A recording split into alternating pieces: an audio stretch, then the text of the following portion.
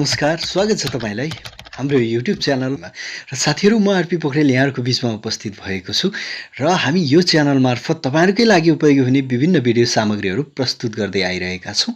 लोकसेवा आयोग, शिक्षक सेवा आयोग लगायत विभिन्न प्रतियोगितात्मक परीक्षाको तयारीमा रहनुभएका तपाईँ सम्पूर्ण साथीहरूको लागि उपयोगी हुने हामीले ती सामग्रीहरू यस च्यानल मार्फत राख्दै आएका छौँ र आज पनि त्यस्तै उपयोगी सामग्री लिएर म तपाईँहरूको बिचमा उपस्थित भएको छु। अब फटाफट आजको विषयवस्तुतर्फ नै लागिहालौँ। आज मैले आइक्यूसँग सम्बन्धित विषयवस्तुलाई लिएर यहाँहरू माझ उपस्थित भएको छु र आज मैले चर्चा गर्न लागेको विषय छ डाइरेक्सन एन्ड डिस्टेन्स, अर्थात् दिशा र दूरीसँग सम्बन्धित के कस्ता प्रश्नहरू सोध्ने गरिन्छ र ती प्रश्नहरूलाई हामीले कसरी छिटै सजिलै समाधान गर्न सक्छौँ, यो टपिकमा रहेर आज म चर्चा गर्नेछु। र चर्चा गर्नु पूर्व तपाईँ हाम्रो यो च्यानलको लागि नयाँ हुनुहुन्छ र सब्सक्राइब गर्नुभएको छैन भने कृपया सब्सक्राइब गर्नुहोला, सँगै रहेको बेल आइकन पनि क्लिक गरेर अल सेलेक्ट गर्नुहोला।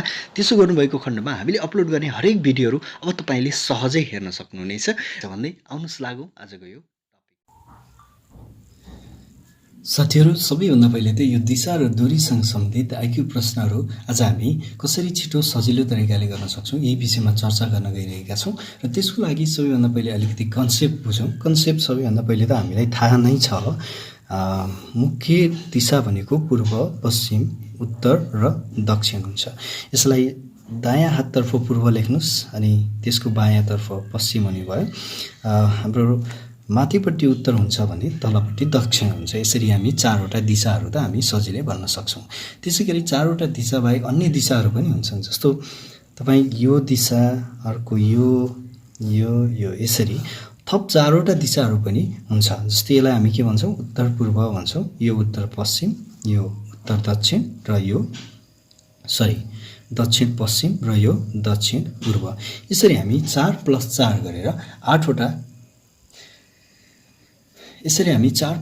गरेर 8वटा दिशाहरूको बारेमा त हामीलाई जानकारी भयो। अब अलिकति हामी एङ्गलको कुरा पनि बुझ्नुपर्ने हुन्छ। जस्तो कुनै व्यक्ति पूर्वतर्फ फर्केर बसेको छ, यदि ऊ 45 डिग्री आफ्नो दायाँतर्फ घुम्छ, बायाँतर्फ घुम्छ, अथवा 90 डिग्री दायाँ घुम्छ, बायाँ घुम्छ भन्यो भने चाहिँ कसरी गर्ने त? सबैभन्दा पहिले त पूर्वतर्फ फर्किएको मानिसको दायाँ भनेको यता हुन्छ। यो जहिले पनि यस्तो प्रकारको प्रश्न सोध्यो भने यस्तो प्रकारको प्रश्नको हल गर्नको लागि तपाईँ सबैभन्दा पहिले त आफू पूर्वतर्फ फर्किरहेको कल्पना गर्नुहोस्। तपाईँ पूर्वतर्फ फर्किरहँदाखेरि तपाईँको दायाँ हात त यो साइडमा हुन्छ, त्यसैले दायाँतर्फ भन्यो भने यतातर्फ घुम्ने भयो है। यो कुरालाई ख्याल गर्नु होला। र जहिले पनि आफू चाहिँ त्यो पोजिसनमा रहेको कल्पना गरेर तपाईँले यस प्रकारको प्रश्नहरू हल गर्न सुरु गर्नुभयो भने पक्कै यो सजिलो हुनेछ।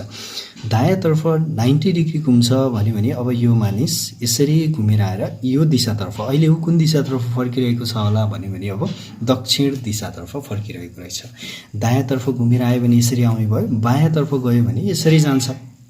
यो कुरामा तपाईँ क्लियर हुनुहोला। त्यसै गरी 45 भन्यो भने यो दिशामा, यो दिशातर्फ अहिले चाहिँ ऊ फर्किरहेको हुनेछ।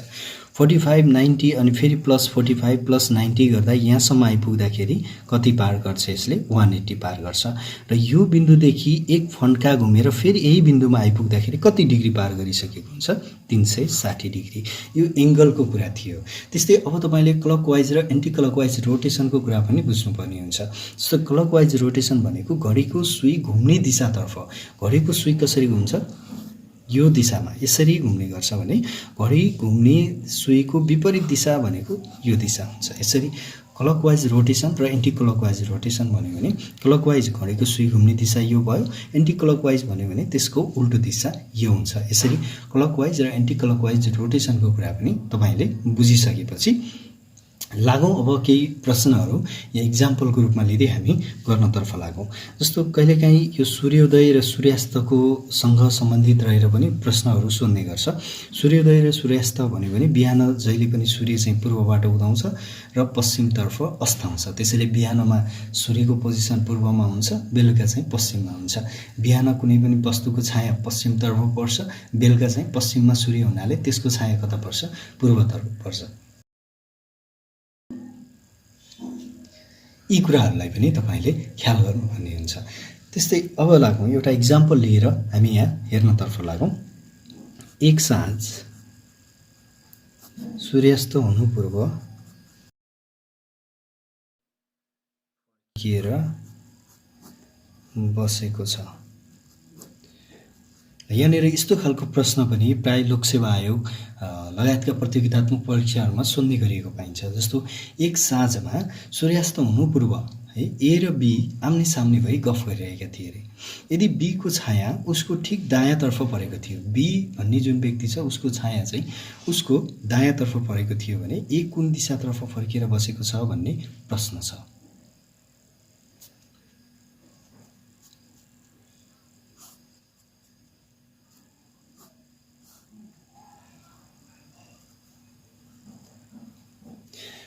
यस प्रकारको प्रश्न हल गर्नको लागि हामी के गरौँ भन्दा पूर्व पश्चिम उत्तर दक्षिण यसरी हामी एउटा स्केच कोरौँ र त्यसपछि स्केच बनाउँदै गएर गऱ्यो भने सजिलो हुन्छ। ए र बी आम्ने सामने गफ गरिरहेका थिए भनेपछि ए र बी यसरी पनि गफ गरिरहेका हुन सक्छन् या ए र बी यसरी पनि गफ गरिरहेका हुन्छन्।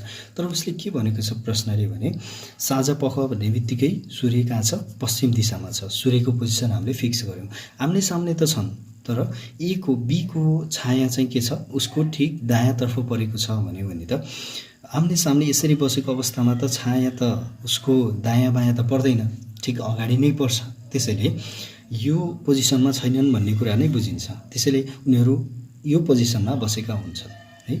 यो पोजिसनमा बस्दा बी को छाया दायाँ, अब बी चाहिँ तल बसेको छ या माथि बसेको छ? एबी यो पोजिसन पनि हुनसक्छ, यो पनि हुनसक्छ। कसरी थाहा पाउने त भन्दा बी को छाया उसको दायाँ परेको छ भनेको छ। जब कुनै व्यक्ति सूर्यास्त यो दिशामा छ अथवा सूर्यको पोजिसन यो दिशामा छ भने यदि बी भन्ने व्यक्ति माथि बसेको छ भने यसको छाया कता पर्छ? यो साइडमा पर्छ। यो साइडमा पर्छ भन्नुको मतलब बी यसरी फर्किएको छ, ए यसरी फर्किएको छ। कुनै पनि व्यक्ति कल्पना गर्नुहोस् त तपाईँ माथिबाट यता फर्किँदाखेरि छाया यता पर्यो भनेपछि त तपाईँको दायाँ पर्यो कि बायाँ पर्यो? यो त छाया बायाँ पर्यो। त्यसैले यो पोजिसन पनि हुन सक्दैन भनेर हामीले यहाँसम्म क्लियर भयो। त्यसैले पोजिसन कुन रहेछ त? ए माथि छ, बी तल छ र यिनीहरू यसरी नै आम्ने सामने भई गफ गरिरहेका छन् भन्ने कुरा हामीले ए र बी को पोजिसन र सूर्यको पोजिसन पनि यहाँसम्म थाहा पायौँ। यति थाहा पाइसकेपछि अब प्रश्नले के सोधेको छ त्यसको आन्सर हामीले सजिलै निकाल्न सक्छौँ। आन्सर निकाल्नुभन्दा पहिले हामीले फिक्स गर्नुपर्ने हुन्छ ए कुन दिशामा बसेको छ, बी कुन दिशामा बसेको छ। प्रश्नले दिएको क्ल्युको आधारमा हामीले त्यो कुरा चाहिँ पत्ता लगाउनु पर्ने हुन्छ। त्यसपछि प्रश्नले भनेको छ ए कुन दिशातर्फ फर्किएर बसेको छ भने त ए कुन दिशातर्फ? यो भनेको दक्षिण दिशा हो है। पूर्व पश्चिम उत्तर दक्षिण यो भइसकेपछि त ए चाहिँ दक्षिण दिशामा फर्केर दक्षिण दिशातर्फ फर्केर बसेको छ भनेर हामीले सजिलै यसको आन्सर दिन सक्छौँ। त्यस्तै अर्को इक्जाम्पल हेरौँ।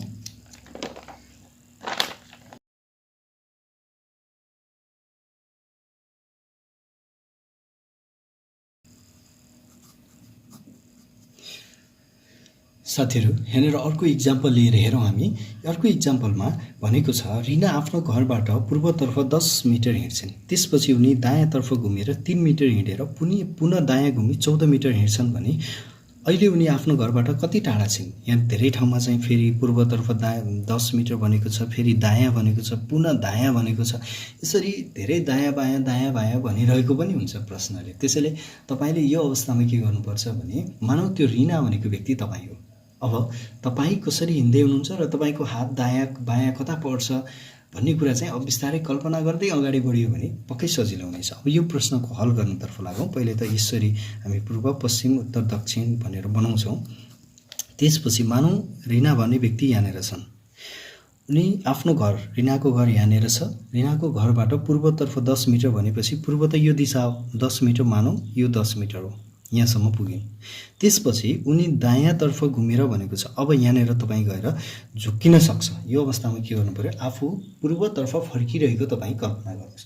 तपाईँ जब यसरी फर्किनुहुन्छ त्यसपछि तपाईँको दायाँ भनेको कुन साइडमा हुन्छ? यो दायाँ हुन्छ, यो बायाँ हुन्छ। त्यसैले दायाँतर्फ भन्ने बित्तिकै तल दक्षिणतर्फ जाने भयो। दायाँतर्फ घुमेर 3 मिटर भनेपछि अलिकति तल झऱ्यो, 3 मिटर हिँडेर पुनः दायाँ घुम्यो। अब यहाँनिर आइसकेपछि फेरि दायाँ कता हुन्छ त? जब कुनै व्यक्ति दक्षिणतर्फ फर्किरहेको हुन्छ भने त्यसको दायाँ भनेको त यो साइडमा हुन्छ भनेपछि यता आउने भयो। कति आउने भयो त?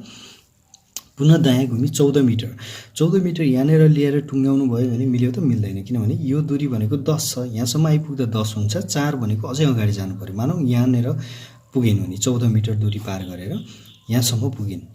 यो बिन्दुमा पुगिसकेपछि अहिले उनी आफ्नो घरबाट कति टाढा छन् भनेर प्रश्नले सोधेको छ।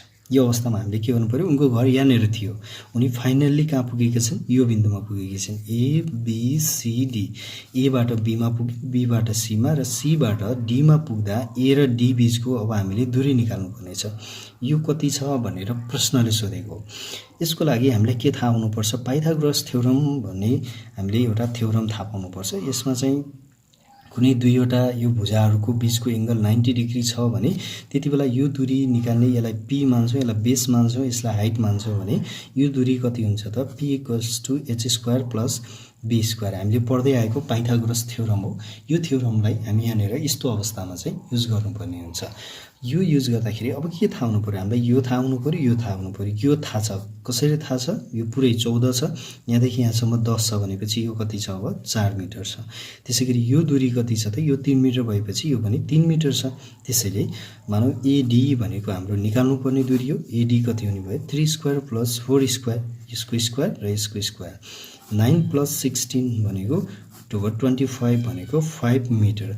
त्यसैले ऊ जम्मा अहिले कति टाढा रहेछ त, 5 मिटर आफ्नो घरबाट टाढा रहेछ। यसरी हामी यस प्रकारको प्रश्नको आन्सर दिन सक्छौँ। यसमा गाह्रो केही पनि छैन, तपाईँ अलिकति कन्फ्युज हुनु भएन। दायाँ जान्छन् भन्दाखेरि यता जानु भएन, त्यो कुरालाई चाहिँ तपाईँले ख्याल गर्नुभयो भने यस प्रकारको प्रश्न हामी सजिलै समाधान गर्न सक्छौँ। त्यस्तै अर्को इक्जाम्पल लिएर हेरौँ यहाँनिर।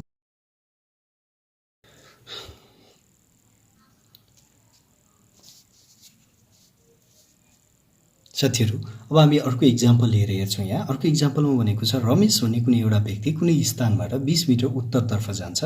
त्यसपछि ऊ दायाँ फर्की 30 मिटर हिँडिसकेपछि पुनः दायाँ घुमेर 35 मिटर दूरी पार गर्छ। अनि ऊ बायाँ फर्की 15 मिटर हिँडी अन्त्यमा पुनः बायाँ घुमेर 15 मिटर दूरी पार गर्छ भने अहिले ऊ सुरुको स्थानबाट कुन दिशामा र कति टाढा रहेको छ अथवा कति दूरीमा रहेको छ भन्ने खालको प्रश्न छ भने त्यसको लागि के गर्नु पर्यो भने सबैभन्दा पहिले त तपाईले यो स्केच बनाउनुस्। रमेश भन्ने कुनै व्यक्ति यहाँनिर छ। सबैभन्दा पहिले 20 मिटर उत्तरतर्फ भनेपछि यो 20 मिटर भयो यहाँसम्म। त्यसपछि ऊ दायाँ फर्केर जब कुनै व्यक्ति उत्तरतर्फ गइरहेको छ भने त्यसको दायाँ यो साइड हुन्छ, बायाँ यो हुन्छ। त्यसैले ऊ कता जान्छ, अब यो दिशातर्फ हुन्छ। दायाँ फर्केर 30 मिटर हिँड्छ। यो 30 मिटर हिँडिसकेपछि पुनः दायाँ घुमेर अब कुनै व्यक्ति यसरी, अब यसको पोजिसन भनेको सिधा अगाडि छ, यता दायाँ हुन्छ, यता बायाँ हुन्छ। त्यसैले दायाँ घुमेर भनेपछि तल जाने भयो। तल कति तल जान्छ, 35 मिटर दूरी पार गर्छ भनेको छ। 35 भनेको यो 20 हुन्छ, 20 भन्दा अझै तल जान्छ, 35 मिटर दूरी पार गर्छ, यो बिन्दुमा आइपुग्छ। त्यसपछि ऊ बायाँ फर्की भनेको छ। अब यो बिन्दुमा आइसकेपछि कुनै व्यक्ति यसरी तलपट्टि दक्षिणतर्फ गइरहेको छ भने त्यसको दायाँ र बायाँ कता पर्छ त्यो थाहा पाउनु पर्यो।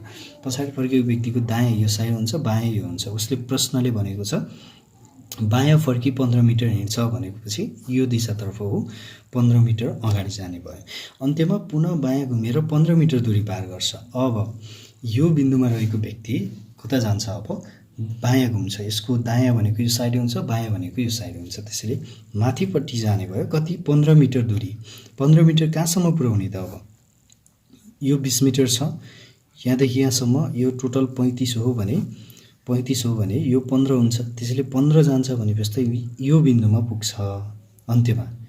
अन्त्यमा आइपुग्छ यो बिन्दुमा। यो बिन्दुमा यो फाइनल पोइन्ट भनेको उसको अहिले यहाँनिर आइपुगेको छ भने अब प्रश्नले के सोधेको छ, सुरुको स्थानबाट कुन दिशामा भनेपछि यो पूर्व दिशा हो। त्यसैले पूर्वतर्फ छ। कति टाढा छ भनेको छ। कति टाढा भन्नको लागि यो बीचको दूरी यो यति र यो दूरी थाहा पाउनुपर्छ। यो कति छ, 30 मिटर छ। 30 प्लस यो भनेको 15 छ, कति हुन्छ, 45 मिटर पूर्व। यसरी हामी यस प्रकारको प्रश्नलाई पनि सजिलै समाधान गर्न सक्छौँ। साथीहरू, यस प्रकारका प्रश्नहरू मुख्यतया दिशा र दूरीसँग सम्बन्धित रहेर आउने प्रश्न भनेका कति टाढा छ भन्ने खालको दूरी निकाल्नुपर्ने प्रश्न पनि हुनसक्छ कहिलेकाहीँ, अथवा कुन दिशातर्फ छ भन्ने खालको प्रश्न पनि हुनसक्छ। सँगसँगै सूर्यास्त सूर्योदय हुनु पूर्व या साँझपख बिहानपख यसरी व्यक्तिहरू यसरी बसिरहेका छन् भने अहिले चाहिँ ऊ कुन दिशातर्फ फर्किरहेको छ, अथवा ए बी भन्ने व्यक्ति चाहिँ कुन दिशामा फर्किएको होला, उसको छाया कुन दिशामा होला, यस प्रकारका प्रश्नहरू आउने गर्छन्। त्यसैले आशा छ तपाईले अब यस्ता खालका प्रश्नहरूलाई सजिलै समाधान गर्न सक्नुहुनेछ। यस्तै अन्य भिडियोहरू जानकारीमूलक भिडियोहरू पाउनको लागि हाम्रो यो च्यानललाई तपाईँ सब्स्क्राइब गर्न नबिर्सनुहोला। भिडियो मन पर्यो भने लाइक गर्न सक्नुहुनेछ, कमेन्ट गरेर कस्तो प्रकारको भिडियो चाहनुहुन्छ भन्न सक्नुहुनेछ र सेयर गरेर साथीहरूमा पुर्याउन सक्नुहुनेछ भन्दै फेरि अर्को भिडियोमा हाम्रो भेट हुने नै छ। तबसम्मका लागि बिदा माग्छौँ। नमस्कार।